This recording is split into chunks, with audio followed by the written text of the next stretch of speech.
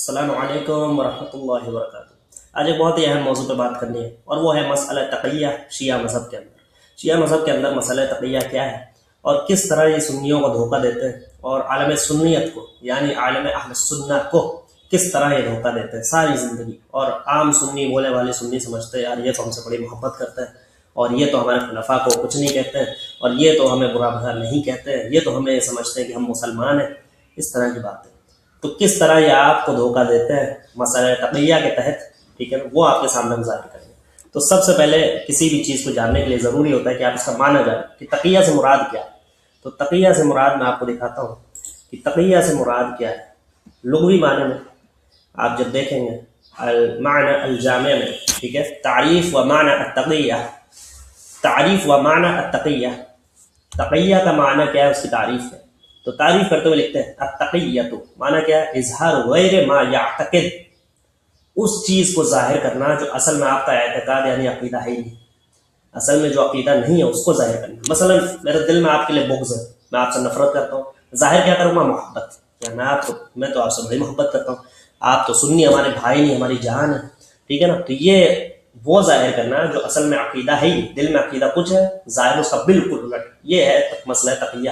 اور نیچے لکھتے بھی التقیۃ من عقائد الشیعہ، تقیہ جو ہے وہ شیعوں کے عقائد میں سے، ٹھیک ہے۔ اچھا، ابھی ہو سکتا ہے کہ بعض لوگ یہ سمجھے کہ یار ٹھیک ہے اگر وہ جھوٹ بولتے بھی ہوں، تقیہ کا اصل معنی ہوتا ہے جھوٹ، آپ خود سمجھ رہے ہیں، دل میں کیا ہے اس کا الٹا ظاہر کرنا، دل میں بغض سامنے محبت، ٹھیک ہے، تو ہے تو یہ جھوٹ، ٹھیک ہے۔ تو اب تقیہ کی بعض روایات میں شیعہ کی معتبر روایات سے، معتبر کتابوں سے آپ کے سامنے رکھوں گا، اور انشاءاللہ تبارک و تعالی آپ اس کو دیکھیں گے اور سمجھیں گے، ٹھیک ہے۔ سب سے پہلے اصول کافی، الاصول من الکافی کی یہ روایت ہے، ٹھیک ہے، ملاحظہ کرنا، جلد نمبر 2 ہے، صفحہ نمبر 222، کتاب الایمان والکفر، ڈالا بھی دیکھیں کس میں، کتاب الایمان والکفر، یہ ایمان و کفر کا مسئلہ ہے شیعوں کے نزدیک، ٹھیک ہے۔ روایت دیکھیں، عن سلیمان ابن خالد، سلیمان ابن خالد جو راوی ہے وہ کہتا ہے، قال قال ابو عبداللہ علیہ السلام، امام جعفر صادق جو ان کے نزدیک چھٹے امام ہے، جو ان کے نزدیک معصوم ہے، وہ کہتے ہیں، یا سلیمان انکم علی دین من کتمہ اعزہ اللہ، اے سلیمان تو مذہب شیعہ پر جو اس کو چھپا لے، ٹھیک ہے، من کتمہ، جو اسے چھپا لے، اعزہ اللہ، اللہ اس کو عزت دیتا ہے، یعنی جو اس دین کو چھپائے گا، شیعہ مذہب کو چھپائے گا، اللہ اس کو عزت دے گا۔ ومن اذاعہ، جو اس کو ظاہر کرے گا لوگوں کے بیچ میں، اذلہ اللہ، اللہ اس کو ذلیل کر دے گا۔ یہ ہے مذہب شیعہ، دین شیعہ، یہ مسئلہ تقیہ کا ہے۔ کیا، یا سلیمان انکم علی دین من کتمہ، جو اس کو چھپا لے، اعزہ اللہ، اللہ اس کو عزت دیتا ہے، ومن اذاعہ، جو ظاہر کر دے، اذلہ اللہ، اللہ اس کو ذلیل کر دیتا ہے۔ یہ ہے مذہب شیعہ ان شارٹ، ٹھیک ہے، یعنی دین چھپانا ہے، جو بھی عقیدہ ہے اس کو چھپاؤ، اس کا الٹا ظاہر کرو، جھوٹ بولو، دین کو عقیدے کو چھپاؤ اور اس کا الٹ ظاہر کرو، یہ ہے مذہب شیعہ۔ پھر آپ دیکھیں، اب بعض ہو سکتا ہے کوئی ساتھی یہ سمجھے ضروری تو نہیں ہے ہمیشہ کرتے ہوں گے، نہیں یہ آپ یہی تو مار کھاتے ہیں۔ آپ دیکھیں کیا ہے روایت، الکافی کی ہی یہ روایت دوسری جلد میں، کتاب الایمان والکفر، اسی میں باب التقیہ کے ماتحت لکھتا ہے، ٹھیک ہے، محمد بن یعقوب الکلینی باب التقیہ کے اندر اس کو لے کر آتا ہے۔ دیکھیں یہ جو آیت ہے سورہ القصص کی، ٹھیک ہے، الکافی کے ماتحت اس کو لے کر آتا ہے باب التقیہ کے اندر، آیت نمبر 54 میں ہے، اولئک یؤتون اجرهم مرتین بما صبروا ویدرؤون بالحسنۃ السیئۃ، یہ مومنین ان کو ان کے صبر کا دوہرا اجر ملے گا، یعنی 2 گنا۔ پھر آگے کیا ہے، بالحسنۃ السیئۃ، کیوں، کیونکہ یہ برائی کو اچھائی سے انجام دیتے تھے، برائی کا بدلہ اچھائی سے دیتے تھے۔ تو اب اس کی تفسیر کرتے ہوئے امام جعفر صادق کیا کہتے ہیں، یہاں پہ آپ دیکھیں الحسنۃ التقیہ، کہتے ہیں اچھائی کا مطلب یہاں اس آیت میں تقیہ ہے، یعنی جھوٹ بولنا، والسیئۃ الاذاع، اور برائی کیا ہے یہاں پہ، یعنی دین کو ظاہر کرنا، سچ بولنا یہ برائی ہے، اور اچھائی کیا ہے، الحسنۃ التقیہ، سچ بولنا یہ برائی ہے، اور دین کو چھپانا، جھوٹ بولنا یہ اچھائی ہے، اس آیت کے ماتحت اس کی تفسیر میں کہتے ہیں اعوذ باللہ من ذلک، یہ تفسیر، ٹھیک ہے۔ پھر آپ آگے رکھیں کیا کہتے ہیں، وہی ابو عبداللہ یعنی جعفر صادق سے روایت، آگے اسی میں دوسری روایت، وہ کہ دین کا اکثر حصہ کیا ہے، کہتے ہیں تقیہ، الدین فی التقیہ، تقیہ دین کیا ہے، دین تقیہ ہے،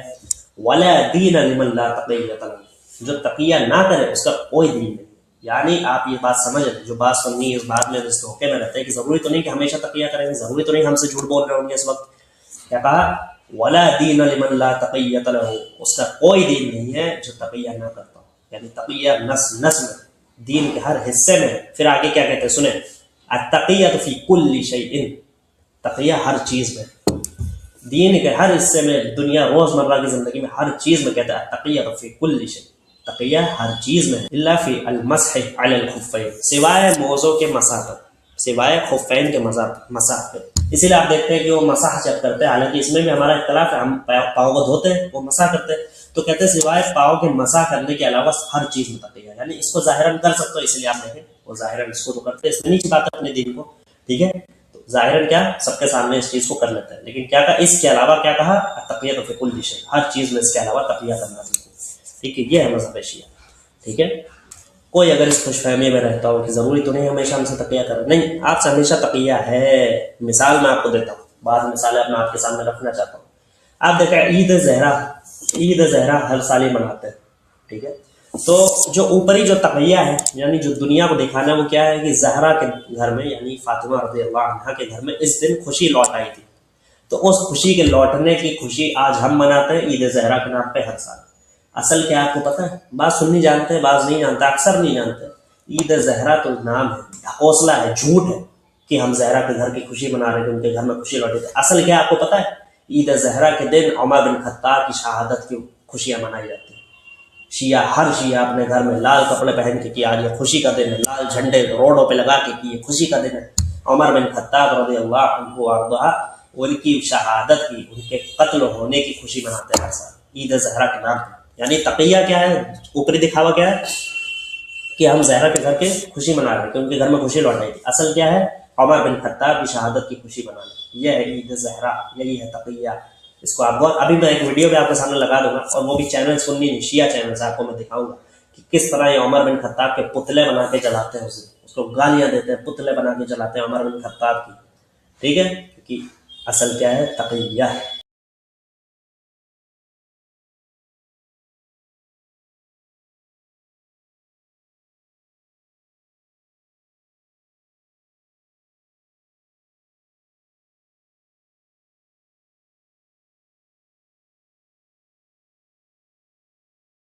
فائدہ ہے کسی کا پتلا جلانے سے؟ کہا نہیں, سمجھ میں نہیں آتا, اس سے آپ کو کیا ملتا ہے؟ ہم نے کہا جو ہندوؤں کو ملتا ہے وہی ہم شیعوں کو ملتا ہے. ہندوؤں سے پوچھیے آپ, غیر مسلم سے, کہ یہ بتاؤ کہ تم راوڑ کو کیوں جلاتے ہو, تو ایک ہی بات پتہ چلے گی کہ رام کی پتنی کو, رام کی بیوی کو ستایا. جملہ کہوں, ہمیں ہندوؤں نے بتایا کہ جو عورت پہ ظلم ڈھائے, جو بھگوان کی پتنی کو ستائے, اس کو جلایا جاتا ہے. رام کی پتنی سیتا تھی, جس نے سیتا کو ستایا وہ اس کو جلاتے ہیں. ہم علی کو مانتے ہیں, علی کی زوجہ فاطمہ ہے, جس نے فاطمہ کا در جلایا, ہم اسی کا سنی سمجھتا اچھا زہرا کے گھر کی خوشی ہے, اصل کیا عمر بن خطاب کی شہادت, یہ ہے تقیہ. اسی طرح صادق ہے, ولادت جعفر صادق ہر سال منائی جاتی ہے کہ ہمارے چھٹے امام کی آج ولادت ہے, ٹھیک ہے, 22 رجب کے نام پہ. اصل کیا ہوتا ہے, امیر معاویہ رضی اللہ عنہ کی وفات کی خوشی. کنڈے جو بناتے ہیں, کنڈے بناتے اس لیے ہیں کہ امیر معاویہ رضی اللہ عنہ کی وفات ہے. آپ سمجھتے ہو کہ یہ جعفر صادق کی ولادت کی خوشی ہے, وہ تو تقیہ ہے. وہ ظاہراً آپ کو بتاتے دکھاتے کہ یہ جو ہے نا امام جعفر صادق کی پیدائش کی خوشی 22 رجب, حالانکہ نہ ان کی کوئی پیدائش اس دن ثابت. اصل کیا ہے, امیر معاویہ رضی اللہ عنہ کی وفات کی خوشی منانا. اب تو ظاہر بھی کرتے ہیں, آپ سوشل میڈیا میں دیکھیں بعض لوگ اس کو پوسٹ کرتے ہیں کہ ماموں جان آپ چلے گئے, ماموں جان جانے والے ہیں, تو ہم بھی کہتے ہیں یزید خلیفہ بننے والے ہیں. ٹھیک ہے, تو اس کو آپ سمجھیں. اسی طرح سے دیکھو میرے ماموں مر گئے رے باپ, ارے بابا دیکھو رے میرے ماموں مر گئے. ماموں مرنے کا تھا تو مر جاتے, یہ اچانک چھچورا پنا کرنے کا کیا مطلب آیا ماموں؟ اتنی خوشی مجھے آج تک. تو سمجھا؟ آپ دیکھیں, آپ کو جب آپ پوچھتے ہیں بھائی آپ ہم کو مسلمان سمجھتے ہو, کہتا ہے ہم تو مسلمان سمجھتے ہیں, تو بات سننی بڑے خوش ہو جاتے ہیں. آپ دیکھو تو ہمیں مسلمان سمجھتے ہیں, ایمان والا سمجھتے ہیں. مولوی تو کہتے ہیں ہمیں ایمان والا نہیں سمجھتے. حالانکہ آپ سمجھو, مسلمان تو وہ ہر کسی کو کہتے ہیں کہ مسلمان اصطلاح میں ان کے یہاں منافق ہے.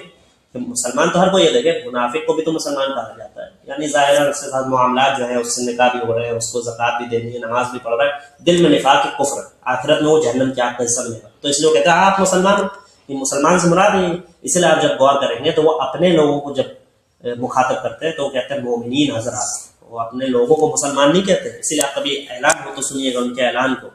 کہ مومنین حضرات سماحت فرمائے, مومنین حضرات غور فرمائے, کہ اعلان سنیں. اپنے لوگوں کو مومنین کہتے ہیں, آپ کو مسلمان کہتے ہیں کہ مسلمان سے مراد تو یہی، آپ منافق ہیں، آپ آخرت میں جہنم کے آپ کا حصہ ہے، اعوذ باللہ من ذالک۔ اسی لیے بعض یہ بھی کہتے تھے، ابو بکر صدیق کہتے ہیں ابو بکر رضی اللہ عنہ دل میں لعنت کر رہے ہوتے، سامنے رضی اللہ عنہ دل میں لعنت، وہ بھی میں آپ کو ثابت کروں گا، وہ بھی ثابت کروں گا کس طرح انہوں نے دین کو چھپایا۔ آپ دیکھیں اپنے اس باطل عقائد کو، اپنے اس باطل عقیدے کو واضح کرنے کے لیے، ثابت کرنے کے لیے انہوں نے انبیاء علیہ السلام پہ جھوٹ بولا، نبی صلی اللہ علیہ وسلم کے اوپر جھوٹ بولا، حسین کے اوپر جھوٹ بولا، یوسف کے اوپر جھوٹ بولا، ابراہیم علیہ السلام کے اوپر جھوٹ بولا۔ میں آپ کے سامنے واضح کرتا ہوں، آپ دیکھیں یہ میں روایت آپ سے الکافی سے پڑھنے جا رہا ہوں، الکافی کی یہ روایت ہے، ٹھیک ہے، الکافی کی میں آپ کے سامنے یہ روایت پڑھنا چاہتا ہوں، سماعت فرمائیں۔ بسم اللہ الرحمن الرحیم، روایت آتی ہے جعفر صادق سے عن ابی عبداللہ علیہ السلام، ٹھیک ہے، یہ ہے اصول کافی کتاب الجنائز، کتاب الجنائز جلد نمبر اول ہے، ٹھیک ہے، الشافی ترجمہ الشافی فروع کافی جلد اول صفحہ نمبر 213، ٹھیک ہے۔ اب اس میں آپ دعا فرمائیں، سماعت فرمائیں۔ عن ابی عبداللہ علیہ السلام، جعفر صادق سے روایت ہے، قال لما مات عبداللہ بن ابی بن سلول، وہ جو منافق تھا مدینہ کا، ٹھیک ہے نا، عبداللہ بن ابی بن سلول، ٹھیک ہے، اس کے بارے میں جب اس کی موت ہوئی تو کہتے ہیں حضر النبی صلی اللہ علیہ وآلہ جنازتہ، تو نبی صلی اللہ علیہ وسلم اس کے جنازے کے پاس آئے، فقال عمر بن خطاب نے کہا، جیسے کہ سنی روایت میں بھی ملتا ہے کہ انہوں نے تو روکا تھا، نبی آپ کو تو منع ہے منافق کی نماز سے، اچھا، فقال عمر لی رسول اللہ صلی اللہ علیہ وآلہ یا رسول اللہ علم ینہک اللہ ان تقوم علی قبرہ، کیا اللہ نے آپ کو روکا نہیں ہے اے رسول اللہ صلی اللہ علیہ وسلم کہ آپ اس منافق کی قبر پہ کھڑے ہو؟ فسکت، تو نبی شانت ہو گئے، فقال یا رسول اللہ علم ینہک اللہ ان تقوم علی قبرہ، کیا اللہ نے آپ کو منع نہیں کیا کہ آپ اس قبر پہ کھڑے ہو؟ ٹھیک ہے، فقال له ویلک، اے عمر کیا ہو گیا ہے؟ نبی نے ان سے کہا اے عمر کیا ہو گیا ہے؟ ما یدریک ما قلت، کیا تو نہیں جانتا کہ میں اس کے قبر پہ جب کھڑا ہوتا ہوں تو میں دعا کرتا ہوں کہ اللہ اس کے عذاب کو بڑھا دے، ٹھیک ہے، سامنے ظاہر نہیں کرتا ہوں، سامنے اس کے لیے دعائیں مغفرت کرتا ہوں، ٹھیک ہے، منافق کی قبر پہ کھڑے ہوتے ہیں، اس کا نماز جنازہ پڑھاتے ہیں، سامنے جو ہے دعائیں مغفرت کرتے ہیں، دل میں رسول اللہ کیا کہہ رہے ہیں، کیا تجھے نہیں پتا کہ میں اصل میں تو اس کے عذاب کی دعا کر رہا ہوں، اللہ اس کے عذاب کو بڑھا دے، اس کی جہنم کی آگ کو بڑھا دے، ٹھیک ہے۔ تو اب دیکھیں فقال ابو عبداللہ علیہ السلام، پھر امام جعفر صادق نے اس حدیث کو سنانے کے بعد کہا فابدا من رسول اللہ صلی اللہ علیہ وآلہ ما كان يكره، تو اس کے بعد نبی کا وہ راز کھل گیا جو وہ پسند نہیں کرتے تھے، نبی کا وہ راز کھل گیا جو وہ پسند نہیں کرتے تھے۔ یعنی آپ اس بات کو غور فرمائیں کہ ایک انبیاء، ایک نبی، ایک رسول صلی اللہ علیہ وسلم، خاص کر کے خاتم الانبیاء والمرسلین، وہ اس طرح کا عمل کرے، آپ سوچیں جو عام مسلمان عوام تھی وہ کیسے سمجھے گی کہ نبی صلی اللہ علیہ وسلم اصل میں اس کے لیے دعائیں مغفرت نہیں کر رہے بلکہ دل میں اس کے لیے دعائیں عذاب کر رہے ہیں، عذاب کی دعا کر رہے ہیں، بد دعا کر رہے ہیں۔ عوام تو نہیں سمجھ سکتی، اس حدیث میں واضح ہوتا ہے کیونکہ جعفر صادق نے فرمایا کہ نبی کا وہ راز کھل گیا جو وہ لوگوں سے چھپانا چاہتے تھے، پسند نہیں کرتے تھے۔ تو یعنی آپ سوچیں جب نبی ہی جھوٹ بولے، نبی جھوٹ بولے، دین کیسے سمجھ میں آ سکتا ہے؟ دین پہنچے گا کیسے؟ اللہ تو قرآن میں فرماتا ہے هو الذی ارسل رسولہ بالہدی ودین الحق لیظہرہ علی دین کلہ، کہ وہ اللہ ہے جس نے اپنے رسول کو ہدایت کے ساتھ، دین حق کے ساتھ بھیجا تاکہ اس کو ظاہر کر دے، لیظہرہ، یہ کہہ رہے ہیں نبی دین کو چھپاتے تھے، سامنے دعائیں مغفرت کرتے تھے، دل میں بد دعا کرتے تھے، تو دل کا حال تو اللہ جانتا ہے نا، لوگ تو نہیں جانتے، تو لوگوں کو اصل دین سمجھ میں کیسے آئے گا کہ منافق کی نماز جنازہ نہیں پڑھنی؟ تو عمر نے روکا آپ کی روایتوں میں، نبی تو جھوٹ بولتے تھے، آپ کی روایت نبی پہ بہتان، اپنے جھوٹے اور باطل عقائد کو ثابت کرنے کے لیے نبی پہ بہتان، انہوں نے صرف نبی صلی اللہ علیہ وسلم کے اوپر نہیں رکے کہ دعویٰ لکھے کیسا کرتے ہیں ہم تو اہل بیت کے چاہنے والے ہیں، آپ مکار ہیں، آپ ان سے بغض رکھتے ہیں، نبی پہ جھوٹ جو اہل بیت کے سردار ہیں، اس کے بعد حسین رضی اللہ عنہ کے اوپر بھی یہی جھوٹ باندھا، یہی جھوٹ، ٹھیک ہے، فروع الکافی، ٹھیک ہے، جلد نمبر اول ہے صفحہ نمبر 99، اس کے اندر آپ دیکھیں کہ اسی طرح سے یہی سیم واقعہ پیش آیا، میں اس کے نام کے سامنے لگا دوں، یہی واقعہ پیش آیا جب حسین رضی اللہ عنہ، ایک منافق کی موت ہوئی، ٹھیک ہے نا، فخرج الحسین ابن علی صلوات اللہ علیہ، تو حسین ابن علی یعنی حسین رضی اللہ عنہ اس کے نماز جنازہ کے لیے، تو یہی ہوا، پھر کسی نے روکا کہ یار اس کے لیے تو آپ کو نماز جنازہ نہیں پڑھنی چاہیے، تو حسین نے کہا کیا تو نہیں جانتا کہ میں ظاہراً تو اس کے لیے دعائیں مغفرت کرتا ہوں، دل میں اس کے لیے نفرت اور بد دعا کرتا ہوں کہ اللہ اس کے عذاب کو بڑھا، اس کی قبر میں کیڑے ڈال دے۔ تو آپ مجھے بتائیں کہ جب امام جھوٹ بولے، امام جو دین کا رہنما ہوتا ہے، رہبر ہوتا ہے، جس کے اوپر ذمہ داری ہوتی ہے لوگوں کی ہدایت کرنا، جب وہی جھوٹ بولے اور لوگوں سے دین کو چھپا لے تو دین پہنچے گا کیسے؟ اصل دین کسی کو سمجھ میں آ سکتا ہے؟ کیسے آ سکتا ہے؟ آپ یہ تو سوچنے والی بات ہے شیعہ عوام کے لیے کہ اصل دین کسی کو سمجھ میں ہی نہیں آ سکتا اگر خود امام جھوٹ بولے، خود انبیاء جھوٹ بولے، خود نبی جھوٹ بولے، اعوذ باللہ من ذالک۔ پھر آپ دیکھیں یہاں پہ یہ ظالم یہاں پہ نہ رکے، یہ ظالم یہاں پہ نہ رکے، انہوں نے الزام لگایا یوسف علیہ السلام کے اوپر۔ روایت دیکھیں باب التقیہ کے اندر، الکافی کی روایت میں پھر آپ کو دکھاتا ہوں، الکافی کی میں روایت آپ کے سامنے پڑھ رہا ہوں۔ کیا ہے؟ اصول کافی، ٹھیک ہے، اس کا صفحہ نمبر 283 قال ابو عبد اللہ علیہ السلام، جعفر صادق سے روایت ہے، التقیۃ من دین اللہ عز وجل، قلت من دین اللہ، کہا کہ تقیہ جو ہے اللہ کے دین کا حصہ ہے۔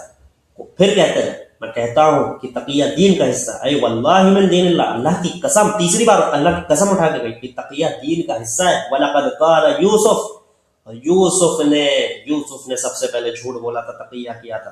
کہ انکم لسارقون واللہ ما كانوا سرقوا شیئا،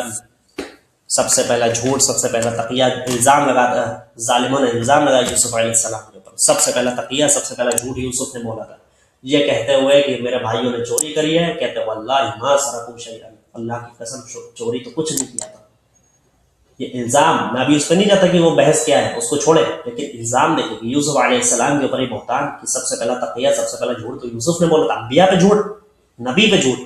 کہ یوسف جھوٹ بولا کرتے تھے، کہا تھا کہ میرے بھائیوں نے چوری کی ہے، واللہ اللہ کی قسم انہوں نے کچھ چوری کیا ہی نہیں تھا۔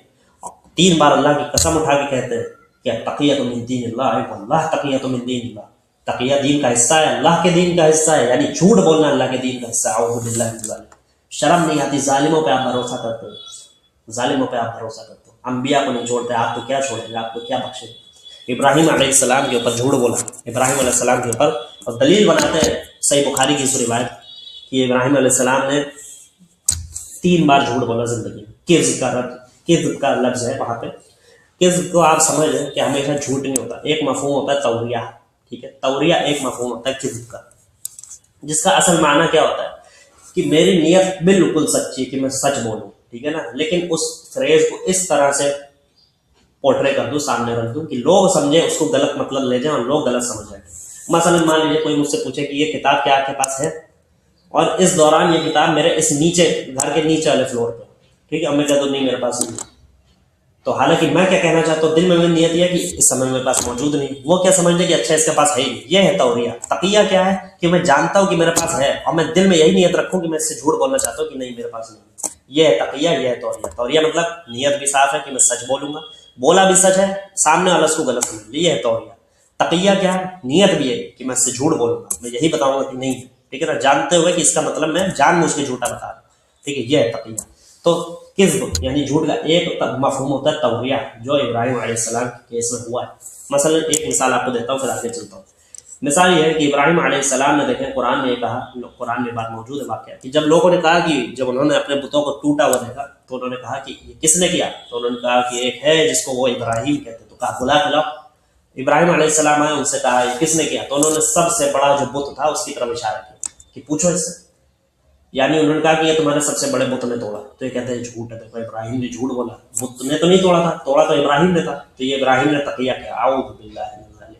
ظالموں نے کہیں نہ چھوڑا، کسی انبیاء کو نہ چھوڑا، نبی کا نہ چھوڑا، یہ جھوٹ ہے۔ آپ دیکھیں یہ تو مذاق اڑایا ابراہیم علیہ السلام نے اب ان لوگوں کو، اپنی قوم کا، تاکہ ان کو سمجھ میں آئے کہ اچھا اس سے مدد مانگتے ہو، آج دیکھو اسی نے توڑا، اسی نے توڑا، تاکہ وہ سمجھے کہ وہ تو کچھ کر ہی نہیں سکتا، تو ہل نہیں سکتا، وہ کیا ہمارے بتوں کو توڑے گا۔ ورنہ آپ دیکھیں سورہ انبیاء میں تو پہلی وعدہ تھا، ابراہیم علیہ السلام نے تو اعلانیہ کہہ دیا تھا کہ میں تمہارے بتوں کو توڑوں گا، تو یہ جھوٹ کیسے ہو سکتا ہے؟ جھوٹ نہیں ہے، ان کے مذاق اڑا رہا ہے ان کے عقیدے کا، ان کو سمجھانا چاہ رہے ہیں کہ دیکھو جس کو تم خدا بنا بیٹھے ہو وہ تو تمہارے ان چھوٹے بتوں کو توڑ نہیں سکتا، پوچھو اس سے اگر اسی نے توڑا، یہ مذاق اڑایا ان کا، جھوٹ نہیں بولا۔ اسی طرح سے باقی واقعات، تو ابراہیم علیہ السلام کے اوپر بھی جھوٹ بولا۔ اب آپ دیکھیں جو میں آگے کہنا چاہتا ہوں کہ اب ایک مسئلہ ہے، ایک مذہب ہے جو تقیہ کی بنیاد پر کھڑا ہے، جیسے کہ میں نے آپ کو سامنے واضح کیا، پہلی واضح کیا، ٹھیک ہے نا، ان تقیۃ من دین اللہ ومن دین آبائنا، جعفر صادق نے فرمایا کہ دین تقیہ ہمارا دین ہے، ہمارا اولاد کا دین ہے، نبی کا دین ہے۔ اسی طرح سے تقیۃ من دین اللہ، اللہ تقیۃ من دین اللہ، اللہ کی قسم تقیہ دین کا حصہ، اللہ کے دین کا حصہ ہے۔ تو جو مذہب جھوٹ پہ کھڑا ہو اور اس بات کی دعوت کہ جھوٹ بولو، کہتے ہیں نا تقیہ فی کل شیء، تقیہ ہر چیز میں کرنا ہے، یا سلیمان انکم علی دین من قطع وعزہ اللہ، اے سلیمان تو دین شیعہ پہ جو اس کو چھپاتا ہے اللہ اس کو عزت دیتا ہے، ومن اذاعہ جو ظاہر کرے اذلہ اللہ، اللہ اس کو ظاہر اللہ اس کو ذلیل کر دیتا ہے۔ تو جس مذہب کا بنیادی عقیدہ تقیہ ہو، 9/10واں حصہ تقیہ ہو، اس مذہب پہ بھروسہ کیا جا سکتا ہے۔ اب میں شیعہ ساتھیوں سے اعلانیہ میرا یہ ریکویسٹ ہے، اس بات کو ذرا غور کریں کہ جب امام تقیہ کرے جھوٹ بولے، نبی تقیہ کرے جھوٹ بولے، دیکھیں ایک عام شخص ہے، ٹھیک ہے نا، اب میری مان لیجیے میری جان پہ بنائے گولی رکھ دے کوئی سر پہ، کہہ دے یہ اللہ تعالی عزا کا کلمہ پڑھا، فلاں کا کلمہ پڑھ رہا ہوں، میں پڑھ دوں یہ تقیہ کرتے ہوئے کہ دل میں میرے ایمان، تو میری تو معافی، کیونکہ یہ تو اللہ نے اجازت دی۔ لیکن اگر امام جو دین کا رہنما ہے، دین کا پیشوا ہے، جس کو دین لوگوں تک پہنچانا ہے، تبلیغ کرنی ہے، نبی جس سے دین اصل دین پہنچانا ہے، وہ اگر یہ کرنا شروع کر دے تو عوام تو رہ گئی، دین تو تباہ ہو جائے گا، کیونکہ لوگ سمجھیں گے نہیں اصل دین کیا ہے۔ مثلا آپ دیکھیں ابراہیم علیہ السلام کو آگ میں ڈالا گیا، کیا انہوں نے تقیہ کیا تھا؟ تقیہ نہیں کیا، ٹھیک ہے۔ اسی طرح سے آپ دیکھیں نبی صلی اللہ علیہ وسلم کو مکہ کی زندگی میں 10 سال 13 سال تقریباً شروعات کے 10 سال آپ دیکھیں کس طرح سے جھیلنا پڑا، پتھر کھانے پڑے، جنگیں لڑنی پڑی، بعد میں اللہ نے تو یہ حکم نہیں دیا کہ جب تک تو اس شہر میں رہ رہا ہے تب تک تقیہ کر لو، تب تک ابو لہب کے پیچھے چل دو، ابو جہل کے پیچھے چل دو، کبھی ہوا نہیں، جھیلتے رہے، تقیہ نہیں۔ تو آپ سوچیں اگر نبی تقیہ کرے، نبی دین کو چھپائے، الٹ ظاہر کرے، اس کا الٹا ظاہر کرے، نبی ہو، امام ہو، جو دین کے پیشوا ہے، رہبر ہے، ہدایت کرنے والے، اگر وہ ایسی زندگی جی لے تو کیا عوام تک دین پہنچ پائے گا؟ عوام تو دین نہیں پہنچ سکتا۔ اب میں اس کی مثال آپ کو سب سے بہترین مثال آپ کو دینا چاہتا ہوں۔ دین تو سمجھ میں آ ہی نہیں سکتا شیعہ مذہب میں دین ہے کیا، شیعہ مذہب میں مسئلے کیا ہیں، کوئی نہیں سمجھ سکتا۔ اس کی میں آپ کو مثال دینا چاہتا ہوں، یہ میں آپ کے سامنے الکافی کی ایک روایت واضح کرنا چاہتا ہوں زرارہ سے۔ جی، زرارہ ابن عیون بن سنسن، اور آپ کیا جانتے ہیں زراوی کے بارے میں؟ زرارہ امام جعفر صادق کے 4000 مجہول شاگرد ہیں، جس میں 25 سب سے پڑھے لکھے تھے، جس میں 6 سب سے فقیہ تھے، اور اس میں افقہ ہو یعنی سب سے بڑا فقیہ زرارہ ہے۔ یہ وہ زرارہ ہے جو یہ روایت کر رہا ہے۔ الکافی کی اس روایت کو آپ غور فرمائیں، ٹھیک ہے، الکافی کی اس روایت کو آپ غور فرمائیں زرارہ ابن عیون سے، کہتا ہے عن زرارہ ابن عیون عن ابی جعفر قال، زرارہ روایت کرتا ہے محمد باقر پانچواں امام جو دین کے نزدیک معصوم ہے، یعنی جو غلطی نہیں کر سکتے، قال سألته عن مسألة، کہتا ہے کہ میں نے امام محمد باقر سے ایک مسئلہ پوچھا، ایک سوال پوچھا، فأجابني، تو انہوں نے مجھے جواب دے دیا، ثم جاءه رجل فسأله عنها، پھر ایک آدمی آیا اور ان سے وہی مسئلہ پوچھا جو میں نے پوچھا تھا، وہی مسئلہ پوچھ لیا، ٹھیک ہے۔ تو کہتا ہے فأجابه بخلاف ما أجابني، فأجابه بخلاف ما أجابني، تو اس کو اس کا الٹ جواب دیا، اس سے الٹا جواب دیا جو مجھے دیا تھا۔ یعنی ایک ہی مسئلے میں یہ محمد باقر نے ایک مسئلے میں ایک ہی سیم مسئلہ ہے، مجھے کچھ اور جواب دیا، پھر جو دوسرا آدمی آیا اس کو کچھ اور جواب دیا، ٹھیک ہے۔ پھر کہتے ہیں کہ پھر ایک آدمی اور آیا، ٹھیک ہے، ایک آدمی اور آیا تو اس کو یعنی تیسرا آدمی آ رہا اسی مسئلے کے بارے میں پوچھ رہا، تو اس کو پھر الٹا جواب دیا، ٹھیک ہے نا۔ فأجابه بخلاف ما أجاب صاحبه، تو اب اس کو اس کا الٹا جواب دیا جو اس کے ساتھی کو دیا، یعنی دوسرے آدمی کو، یعنی ایک ہی مسئلہ 3 لوگوں نے پوچھا، امام محمد باقر نے ہر کسی کو ایک الٹا جواب دیا، الگ جواب دیتے رہے۔ اچھا، کہتا ہے فلما خرج الرجلان، جب دونوں آدمی چلے گئے تو زرارہ کہتا ہے، زرارہ تھا شیعہ تھا، تو زرارہ کہتا ہے قلت یا ابن رسول اللہ صلی اللہ علیہ وآلہ رجلان من اہل العراق من شیعتکم، کہتا ہے محمد باقر سے کہا اے اللہ کے رسول کے بیٹے، 2 آدمی جو اہل عراق میں سے، من شیعتکم جو آپ کے شیعوں میں سے تھے، ٹھیک ہے نا، قدما یسألان، انہوں نے آپ کو سوال پوچھا، ان دونوں نے آپ کو سوال پوچھے، فعجبت کل واحد منہما بغیر ما عجبت صاحبہ،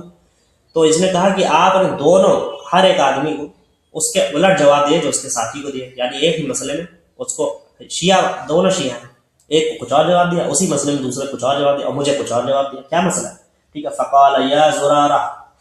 انہوں نے کہا زرارہ ان ھذا خیر لنا وابقى لنا ولکم، کہا کہ اے زرارہ یہی بہتر ہے، یہی بہتر ہے اور یہی باقی رہنے والا ہے ہمارے لیے اور تمہارے لیے، یعنی اگر کوئی ایک ہی مسئلے میں تم سے پوچھے جھوٹ بولو، ایک کو مسئلہ کچھ اور بتاؤ، زرارہ میں تجھے کچھ اور بتاتا ہوں، ان کو کچھ اور بتا، حالانکہ تینوں شیعوں کو ہی مسئلے جھوٹے بتایا کرتے تھے امام، ٹھیک ہے۔ اچھا اب آپ دیکھیں، پھر زرارہ کہتا قلت لابی عبداللہ علیہ السلام، میں نے امام جعفر صادق یعنی محمد باقر کے جو بیٹے ہیں ان سے یہ مسئلہ بیان کیا کہ آپ تو جو ہے اپنے شیعوں کو ایک مسئلہ کچھ بتاتے ہو، دوسرے کچھ بتاتے ہو، ایک کو آگ بتاتے ہو، دوسرے کو پانی بتاتے ہو، مسئلہ کیا ہے، ٹھیک ہے نا۔ تو کہتے ہیں قال، تو امام جعفر صادق نے فرمایا، پھر آگے کہتا ہے کہ پھر انہوں نے فرمایا فأجابني بمثل جواب أبيه، تو انہوں نے مجھے وہی جواب دیا جو ان کے باپ محمد باقر نے دیا تھا، یعنی هذا خیر لنا وابقى لنا ولكم، یہی بہتر ہے، یہی باقی رہنے والا ہے، جھوٹ بولو، غلط مسئلے بتاؤ۔ تو میں شیعہ قوم سے میری اپیل کہ ایسے مذہب پہ آپ بھروسہ کس طرح کرتے ہو، کس طرح اس مذہب پہ بھروسہ کر سکتے ہو جس کا امام، آپ کا امام جو معصوم ہے، جو غلطی نہیں کر سکتا، وہ اپنے شیعوں کو جھوٹ بول رہا ہے، سنیوں کو تو جھوٹ بولتے ہیں، آپ کو پتہ ہے، یہ تو مجھے آپ کو ثابت کرنے کی ضرورت نہیں ہے کہ ان کو تو غلط مسئلے بتاتے تھے، ان کے مذہب کے مطابق فتوے دے دیتے تھے، جو ان کے خاص شیعہ تھے ان کو بھی غلط مسئلے بتاتے تھے۔ یعنی ایک شیعہ آیا زرارہ خاص شیعہ، اس کو ایک ہی مسئلے میں دوسرا جواب، اہل عراق سے ان کے شیعوں میں سے دو لوگ آئے، دونوں کو الگ الگ جواب۔ تو ایسے مذہب پہ بھروسہ کیا جا سکتا ہے؟ آپ کو پتہ کیسا یہ جس مسئلے کو آپ مان رہے ہیں وہ صحیح ہے غلط ہے؟ کہ جھوٹ پہ جھوٹ، امام خود جھوٹ بولا، کہہ رہا ہے کہ یہی تو دین ہے، ان تقیہ من دیننا ومن دین آبائنا، تقیہ ہمارا دین ہے، ہمارے آباء و اجداد کا دین ہے، التقیہ تو فی کل شیء، تقیہ ہر چیز میں جھوٹ بولتے ہیں سوائے موضوع کے یہ خفین جو مسئلے، ٹھیک ہے؟ یا سلیمان انکم علی دین من کتمہ وعزہ اللہ، اے سلیمان تو دین شیعہ پر جو اسے چھپا لے اللہ اس کو عزت دیتا ہے۔ تو کیسے ممکن ہے کہ آپ ایسے دین پر بھروسہ کرو جس کا امام بھی ہر مسئلہ جھوٹ بولے، آپ کو ہر مسئلہ غلط بتائے؟ مجھے تو نہیں سمجھ آتی، آپ کو پتہ نہیں کیسے سمجھ آتی، یہ غور و فکر کا مسئلہ ہے۔ میں سمجھتا ہوں کہ آپ کو پتہ ہی نہیں ہے کہ آپ کی کتابوں میں لکھا کیا ہے، آپ کو چاہیے کہ آپ غور و فکر کریں، ٹھیک ہے؟ اب تقیہ کا علاج کیا ہے؟ آخری بات عرض کرتا ہوں، پھر ختم کرتے ہیں، اس کو ویڈیو لمبا ہو رہا ہے، آخری بات عرض کرتے پھر ختم کرتے ہیں۔ اب سنی قوم کے لیے میری ایک نصیحت، میری ایک ایڈوائس، وہ کیا ہے کہ اس تقیہ سے بچنے کا علاج کیا ہے؟ اس تقیہ سے آپ بچ کیسے سکتے ہو؟ کہ بعض اوقات ہوتا ہے آپ سمجھ بھی جاتے ہو کہ یہ تو ایسے ہی بول رہا ہے، جھوٹ بول رہا ہے، لیکن آپ کہہ کچھ نہیں پاتے۔ تو مثال کے طور پہ آپ کے سامنے جب وہ کہے ابو بکر صدیق رضی اللہ عنہ، کوئی شیعہ آپ کے سامنے کہے عمر بن خطاب رضی اللہ عنہ، یہ تقیہ ہے نا؟ ابھی تو میں نے آپ کو بہت سی چیزیں واضح کری کہ انبیاء بھی ان کے مذمت میں جنہوں نے بہتان باندھے کہ وہ جھوٹ بولتے تھے، دل میں جو ہے وہ دعا کرتے تھے، سامنے دعا کرتے تھے، وہی حال ہے رضی اللہ عنہ، سامنے دل میں بد دعا ہے، اعوذ باللہ من ذلک لعنت، ٹھیک ہے نا؟ تو اب دیکھیں میں آپ کو بتانا چاہوں گا کہ اگر آپ نے سامنے مان لیا کوئی شیعہ کہتا ہے ابو بکر صدیق رضی اللہ عنہ عمر بن خطاب رضی اللہ عنہ، آپ فوراً کہہ دیں اللہ آپ کا خاتمہ یہ عمر بن خطاب کے ساتھ، ابو بکر بن ابی قحافہ کے ساتھ کرے، آخرت میں اپنا خاتمہ انہیں کے ساتھ کرے۔ آپ دیکھو اس کا تقیہ ایسے گرے گا، آپ کو کوئی شک نہیں، کوئی شک نہیں، اس طرح اس کا تقیہ ثابت ہوگا، گر جائے گا، آپ دیکھو گے اپنی آنکھوں سے۔ جب وہ تقیہ کرتے ہوئے کہے نا ابو بکر عمر بن خطاب کی تعریف بیان کرے، آپ کہہ دو ٹھیک ہے، پھر ابو بکر عمر کے ساتھ ہی آپ کا خاتمہ کرے اللہ، آپ دیکھنا کیسے تقیہ ٹوٹے گا،